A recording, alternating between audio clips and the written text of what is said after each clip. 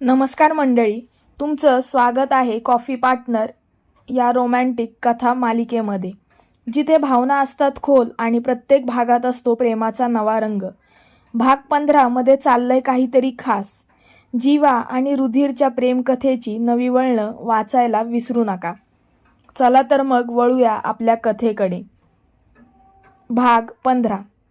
काल रात्री झोपायला बराच उशीर झाल्याने जीवाने आजही जिमला दांडी मारली. निवांत 8 वाजता उठून तिने स्वतःचे आवरले. पुरेशी झोप झाल्याने तिचा चेहरा नवीन उमललेल्या फुलाप्रमाणे टवटवीत दिसत होता. ती किचनमध्ये आली, जिथे आधीपासूनच आशा उपस्थित होत्या. त्या उपीट बनवण्यात व्यस्त होत्या. जीवाने मागून त्यांना मिठी मारली. गुड मॉर्निंग आई म्हणत तिने आशाच्या गालावर मागून ओठ टेकवले. सुरुवातीला आशा दचकल्या होत्या, पण ती जीवा आहे ओळखून त्या निर्धास्त झाल्या. आत्ता ती जे वागली ते त्यांच्या लक्षात आले तसे त्यांचे डोळेच मोठे झाले. प्रचंड धक्का बसला होता त्यांना. गॅस बंद करून झटकन मागे वळून त्यांनी जीवाच्या कपाळावर आणि गळ्यावर हात उपडा ठेवून ताप आहे का तपासले. 2-3दा त्यांनी स्वतःची खात्री करून घेतली. बरी आहेस ना तू जीवू? तापबीप आला नाही ना तुला? आशाने काळजीने विचारले. जीवा वैतागून त्यांना पाहू लागली. मी एकदम ठीक आहे आई. का अशी वागत आहेस तू? साधं गुड मॉर्निंग तर म्हटलं मी तुला. इतकं काय रिॲक्ट होतेस त्यावर? जीवा. ताप तर नाही आला तुला, मग अशी का वागत आहेस तू? अरे देवा, भूतबाधा तर नाही झाली ना तुला?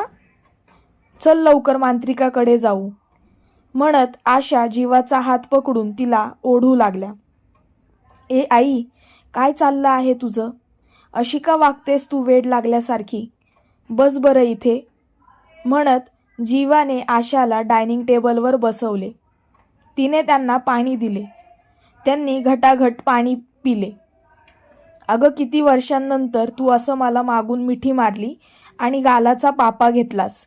मग मी अशीच प्रतिक्रिया देईन ना? आज सूर्य कुठून उगवला म्हणायचा की ही जादू आहे कोणाच्या प्रेमाची. कालची डेट भलतीच रोमॅन्टिक झालेली दिसत आहे, आशा मिश्किल स्वरात म्हणाल्या. जीवाने मनात डोक्यावर हात मारून घेतला. पण जसे आशा डेटबद्दल म्हणाल्या तसे तिला कालचे रुधिरचे वागणे आणि त्याचा तो रोमॅन्टिक अंदाज आठवला. तिचे ओठ रुंदावले त्याला आठवून. त्याचे ते आय लव्ह यू एका कॅसेटप्रमाणे वारंवार कानात गुंजत राहिले. परिणामी तिचे गाल गुलाबी रंगाने माखून गेले. आशा तिच्या चेहऱ्यावरचे प्रत्येक भाव टिपत होत्या.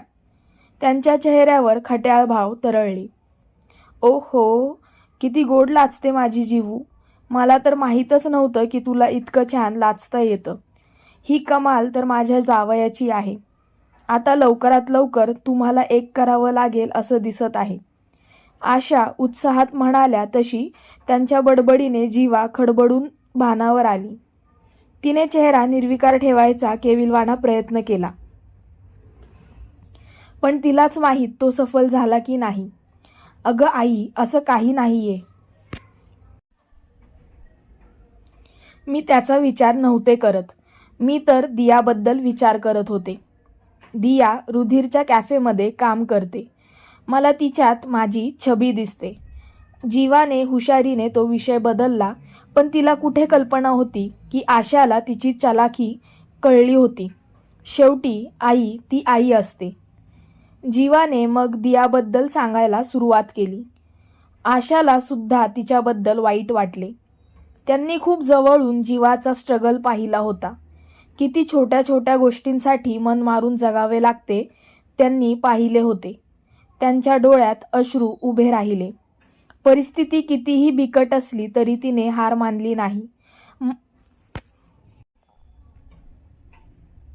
मला आश्चर्य वाटतं ते तिच्या भावाचे.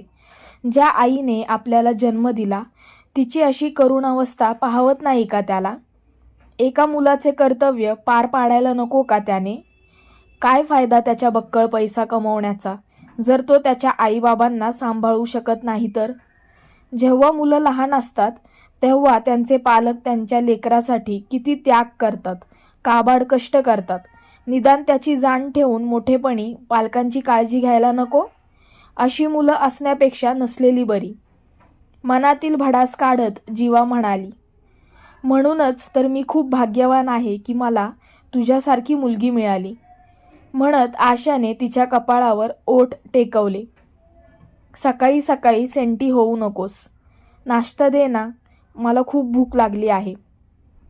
त्यांचे अश्रू पुसत ती बारीक चेहरा करत म्हणाली, देते. म्हणत आशा खुर्चीवरून उठल्या आणि किचन ओट्याजवळ गेल्या. जीवाने तिचा फोन चालू केला. नेट चालू करताच पहिलाच मेसेज रुधिरचा धडकला.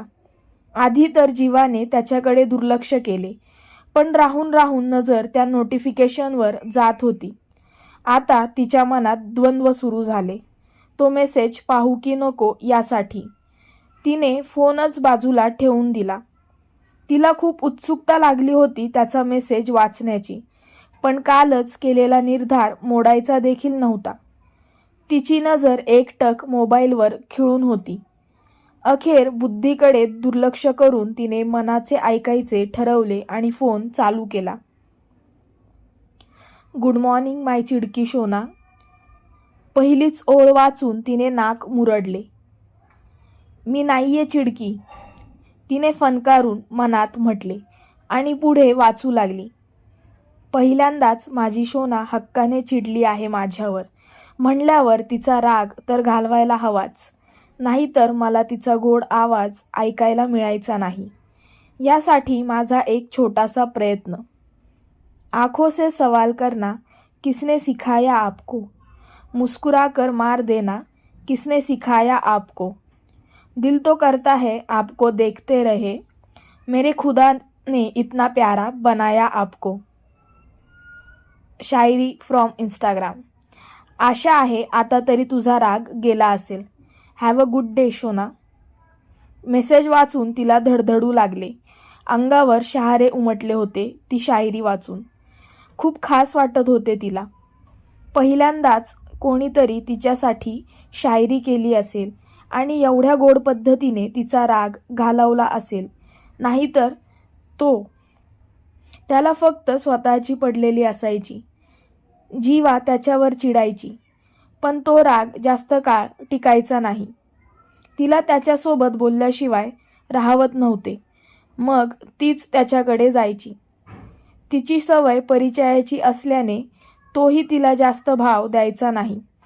या उलट रुधिर होता. तिचे आरक्त झालेले गाल आणि ओठांवरचे ते लाजरे हसू पाहून आशा सुखावल्या. चला, हिची गाडी योग्य दिशेने जात आहे तर माझी काळजीच मिटली. रुधिरमुळेच माझी जीवू पुन्हा प्रेम करू लागेल. आज जशी मला माझी आधीची जीवू काही प्रमाणात मिळाली, तशीच एक एक करत बाकी गोष्टी विसरून ती आधीसारखी जगू लागेल. आशा डोळ्यात पाणी आणून मनात म्हणाल्या. पाणावलेले डोळे पुसून त्यांनी जीवासमोर नाश्त्याची प्लेट ठेवली. तशी जीवा भानावर आली. मोबाईल बाजूला ठेवून ती नाश्ता करू लागली. दोघी मायलेकी गप्पा मारत खात होत्या. नाश्ता होताच ती ऑफिसला निघून गेली. दुपारी तिला दियाच्या नंबरवरून मेसेज आला.